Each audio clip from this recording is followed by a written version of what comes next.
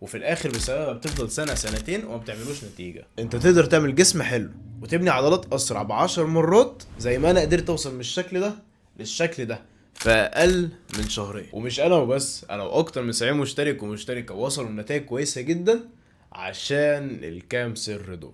كلنا واحنا بنروح الجيم شفنا الشخص اللي هو جه بعدينا، اللي هو جه الجيم متاخر، لسه مبتدئ ولسه اول مره يتمرن، وبعيدا عن عامل الجينات بتلاقيه بدا يشيل اوزان اعلى وجسمه بيتطور اسرع. فساعتها بتسال نفسك ازاي ابني عضلات اسرع؟ وانا كمدرب اونلاين وعندي تيم كامل متخصص في التدريب ومتخصص في التغذيه، وعندنا اكتر من 70 عميل الشهرين اللي فاتوا وصلوا لتحولات جباره في اوقات بسيطه جدا، جاي اقول لك ازاي تعمل زيهم واوريك الطريق اللي تمشي فيه عشان تعرف تمرن نفسك صح وتعرف ان كان الكوتش بتاعك بيضحك عليك ولا لا. انا يوسف حسن، شاب بيحاول يطور من ذاته وبيديك خبرته وتجربته للرحله دي. فلو دي اول مره تشوفني فركز عشان الفيديو ده اعرفك ازاي العلم يقدر يخليك تبني عضلات اسرع. قبل ما تكمل الفيديو انا هشرح لك بالتفصيل في الحاجات المهمه اللي انت هتحتاجها، لكن في تفاصيل كتيره لو فتحتها في الفيديو ده مش هيخلص. وبمناسبة الشهر ده اللي هو شهر الخصومات ففي خصم كبير جدا على التدريب الاونلاين. وفي اخر الفيديو انا هعمل لك خلاصه ان انت المفروض تعمل ايه بالظبط، فلو عايز تسكيب ومش عايز تبقى فاهم انت بتعمل ايه فالبار قدامك بتاع اليوتيوب تقدر تقلب وتشوف اخر الفيديو. اول حاجه لازم تفهمها ان العضلات بتتبني بحاجه اسمها المصل هايبرتروفي، يعني ان الجسم او العضلات محتاجه تتعرض لحمل اكبر بشكل تدريجي عشان تبني العضلات. واهم حاجه تعملها عشان توصل فعلا للمصل هايبرتروفي انك تعمل حاجه اسمها البروجريسيف اوفرلود. وما تقلقش اشرح لك دلوقتي انت المفروض تعمل ايه بالظبط، واقول لك في الاخر كده يعني الخلاصه لكل الكلام ده. تعال بقى نركز كويس جدا عشان المصطلحين دول كفايه يخلوا عضلاتك تطلع بره جلدك. البروجريسيف اوفرلود ده معناه انك بتزود الاحمال او الاوزان تدريجيا كل اسبوع. هتقول لي انا ازاي اقدر ازود وزن اصلا كل اسبوع؟ الموضوع صعب جدا. هقول لك بس لازم اكمل الكام نقطه دول. المهم ان البروجريسيف اوفرلود ده معناها انك لازم تسجل اوزانك وتتابع تطورها وتشوف هل فعلا اوزانك بتزيد ولا لا، لانها لو بتزيد فانت كده ماشي صح وبتبني عضلات فعلا، لكن لو هي ثابته فانت يعني يعتبر ما بتعملش حاجه حرفيا. فيا اما في حاجه غلط في الجدول بتاعك يا اما الدايت بتاعك مش مظبوط. فدلوقتي انا شرحت لك اهم مصطلحين لو انت مشيت بيهم كفايه جدا يخلوك ان انت تتطور بشكل اسرع في رحلتك للبناء العضلي. طيب السؤال هنا بقى دلوقتي ازاي اقدر ازود اوزان كل اسبوع؟ الموضوع يعني لما تيجي تفكر فيه لو انت لسه مبتدئ يعني تحسه صعب اصلا تقدرش تعملها، لكن بكونك انك تهتم شويه بانك تسجل الاوزان فالحوار هيبقى سهل جدا معاك، وانا هشرح لك ازاي. انا عن نفسي واخد الجدول التمرين بتاعي وحاطه على شيت اكسل.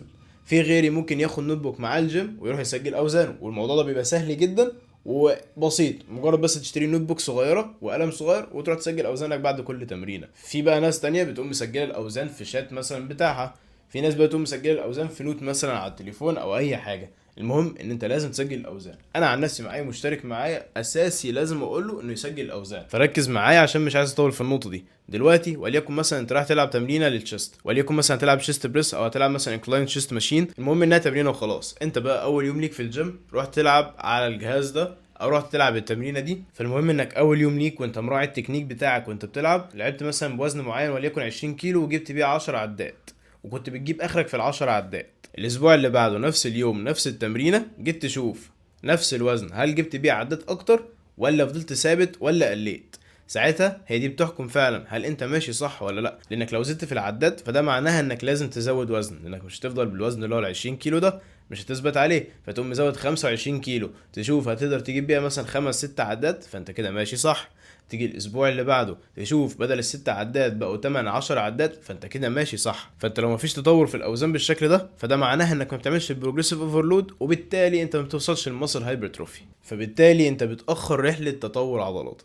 غلطة كبيرة جدا معظمكم ومعظم الكوتشات كمان اللي موجودين في الجيم بيوقعوكم فيها، وفي الاخر بسببها بتفضل سنة سنتين وما بتعملوش نتيجة. وهي ال4 في 12 الجملة المعتادة من اي كوتش، 4 مجاميع 12 تكرار لكل مجموعة، رغم انها مفيدة كبداية. وهقول لك ليه دلوقتي هي مفيدة كبداية، الا انها مش هي اللي هتوصلك للنتائج اللي انت بتحلم بيها. وبدون دخول في الفاست تويتش فايبرز والسلو تويتش فايبرز فانا هقول لك من بره كده اهوت ايه هم الفاست تويتش فايبرز وايه هم السلو تويتش فايبرز. السلو تويتش فايبرز وهي الالياف البطيئة دي اللي بتشتغل وانت ما بتعملش مجهود عالي، زي انك بتمشي بتشيل مثلا كوباية حاجات خفيفه فاهمني.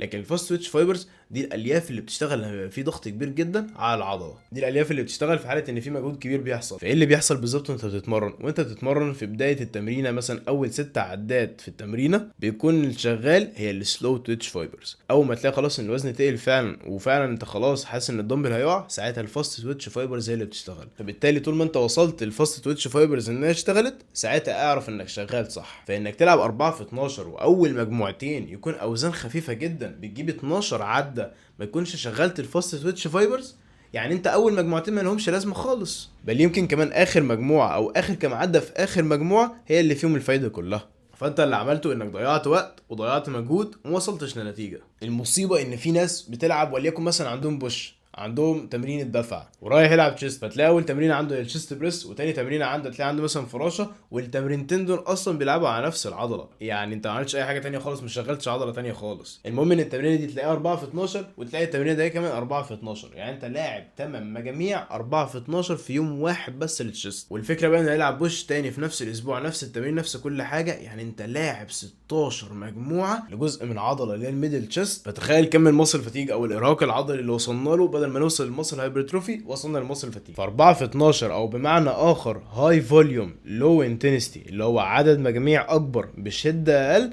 ما هو الا ضياع للوقت وضياع للمجهود. ويجي المنقذ هنا اللي هو الهاي انتنستي لو فوليوم. الفكره وما فيها ان شده التمرين بتبقى اعلى، بترفع اوزان اعلى مع عدد مجاميع اقل، فبالتالي بتلعب باوزان عاليه واوزانك هتعلى وما بتضيعش وقت وبتريح كويس جدا. فالموضوع كبير شويتين وانا حاولت الخص المعلومات بالشكل ده، لكن كابحاث فالابحاث كبيره جدا وكتيره جدا. فالملخص لكل الكلام الكبير ده ان انا برضو ما رضيتش اخش في تفاصيل كتير عشان ما اطولش الفيديو، ان رفع الاوزان التقيله بتكرارات قليله بيخلي الفاست تويتش فايبرز تشتغل اسرع، اللي انا كنت اتكلمت عنها في اول الفيديو، واللي قلت لك ان انا مسؤول عن القوه ومسؤول عن البناء العضلي. بس خد هنا قبل ما تاخد المعلومه وتمشي، عايز اقول لك حاجه مهمه جدا. هل الاسلوب ده مناسب للكل؟ اكيد لا. يعني لو انت لسه في الاول ومبتدئ وبتعرف التمرين بيتلعب ازاي والتكنيك بتاع التمرينه دي والتكنيك بتاع التمرينه دي، فانت ما ينفعش تمشي بالاسلوب ده، لان اي وزن تقيل وانت لسه ما اتعودتش على التكنيك بتاع اللعبه او بتاع التمرينه، الوزن هيقع عليك او ممكن تتصاب اصابه تقعدك في البيت وما تخليكش تبني عضلات اصلا. وكمان انت لو عندك الم في مفصل معين ولعبت بالاسلوب ده على المفصل ده، هو خطر عليك وممكن يوصلك لاصابه بشعه ما تخليكش تعرف تتمرن خالص نهائيا. فعلى قد ما احنا عايزين نبني عضله، على قد ما احنا عايزين نحافظ على صحتنا وعلى صحه مفاصلنا. نروح بقى لحته مهمه جدا انا كنت ذكرتها من شويه بس ما دخلتش في تفاصيل، الا وهي التكنيك. لو اهتمامك بالتكنيك بقى قد اهتمامك انك فعلا عايز تبني عضلات وانك عايز تبني 6 باكس وشيست وكل الكلام الجميل ده، صدقني انت هتوصل بسرعه. انت في الاول لازم تحدد، او الكوتش بتاعك لازم يحدد، هل انت فعلا مبتدئ ولا انت بقالك فتره بتتمرن وعارف التكنيك بتاع اللعبه ماشي صح ازاي وعلى اساسه بيبني الجدول ده. فلو انت محتاج حد يدلك او يساعد عليك كل الليله دي وكل اللي عليك انك تنفذ بس المطلوب او تتمرن بالتمارين اللي هتبعت لك على طول، فتقدر تبعت لي كوتشنج 60 وعامل لك خصم 60% بمناسبه شهر الخصومات لحد اخر الاسبوع ده، ولحد عدد معين لو وصل العرض ده هيتقفل. هيتعمل لك تمرين مناسب لاسلوب حياتك سواء كنت بتشتغل او بتدرس، وكمان لو كنت هتتمرن في البيت او في الجيم. فالحق الخصم، كل اللي عليك هتبعت كوتشنج 60 على التليجرام، اللينك موجود تحت في الديسكربشن، وانا مستنيك هناك يا بطل. نروح بقى لحته الاكل والدايت. ومبدئيا كده مش دايت مش معناه انك تخس، لا خالص. دايت ده معناه نظام غذائي، عشان بس ايه الفتره الاخيره من كتر الناس اللي كانت مشتركه معايا حرفيا كانوا فاكرين ان انا طالما اعمل لهم دايت يبقى هما بيخسوا. لا خالص، الدايت ما معناه اللي هو نظام غذائي ممكن يا تزيد منه يا تقل منه. تمام. مش معنى انك بتزيد في الوزن انك تزيد دهون، ومش معنى انك بتقل في الوزن انك تقل عضلات، ولا لازم تاكل 4 وجبات كل وجبه فيهم رز وفراخ. الدنيا اسهل من كده بكتير. المشتركين معايا الموجودين في السعوديه بكتب لهم في الدايت بتاعهم معصوب، والمشتركين الموجودين معايا في مصر بكتب لهم كشري وبكتب لهم اندومي وبكتب لهم كل الكلام ده. الدنيا اسهل من كده بكتير. انت بس تكون مع حد فاهم، تكون مع نيوتريشنست فاهم يقدم لك الخدمه دي صح. لو عايز تعرف ازاي تعمل لنفسك دايت كويس فروح شوف الفيديو ده. نيجي بقى لنقطه مهمه، ويبقى احنا كده اتكلمنا في ال3 اركان الاساسيين لبناء العضلات وازاي تظبطهم عشان فعلا تبني عضلات اسرع. نيجي بقى للنقطه اللي كله بيهملها ومش فاهم ان من غيرها انت مش هتبني عضلات خالص، ولو ما اهتمتش بيها مش هتوصل للمستوى اللي انت عايزه في وقت قصير، وهي الراحة. التمرين بيكسر العضلات، الراحة بتبني العضلات. خدها كده جملة بسيطة سهلة تفهمك الدنيا كلها. تقول لي انا بنام كويس وبنام بال8 ساعات وكل الكلام ده. طب هسألك انت بتتمرن كام يوم في الاسبوع؟ هتقول لي بتمرن 6 ايام في الاسبوع. اسأله انت بتشتغل؟ بيقول لي انا بشتغل وبدرس وبلعب بوكسنج كمان، وكل ده وبيريح يوم واحد بس. فطبيعي ما تكملش، وطبيعي ما توصلش النتيجه اللي ترضيك، وفي الاخر تقول الكوتش ما بيفهمش او الكوتش ما وصلنيش نتيجه كويسه جدا. بناء العضلات محتاج ذكاء ومحتاج تفهم جسمك.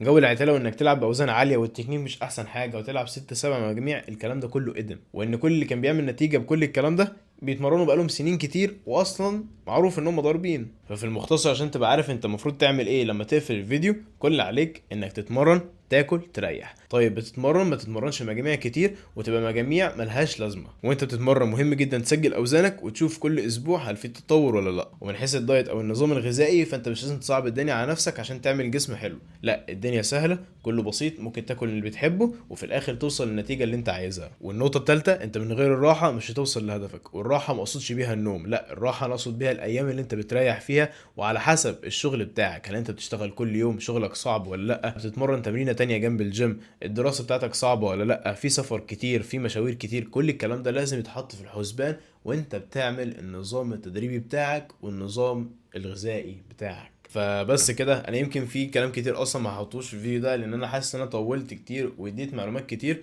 ممكن ما تفيدكش انت كواحد عايز تبني عضلات بس. ولو انت حابب حد فعلا يسهل عليك الدنيا فانت ممكن تبعت لي وتلحق العرض ده، لان هو فعلا العرض مش هيتكرر تاني قبل ما الاسعار فعلا ترجع لاصلها. والاهم من كل كلامي ده انك تستمر يا بطل. كل عليك انزل اتمرن، كل وريح، وهتوصل نتيجة. سواء سنة سنتين ثلاثة في الاخر هتوصل نتيجة.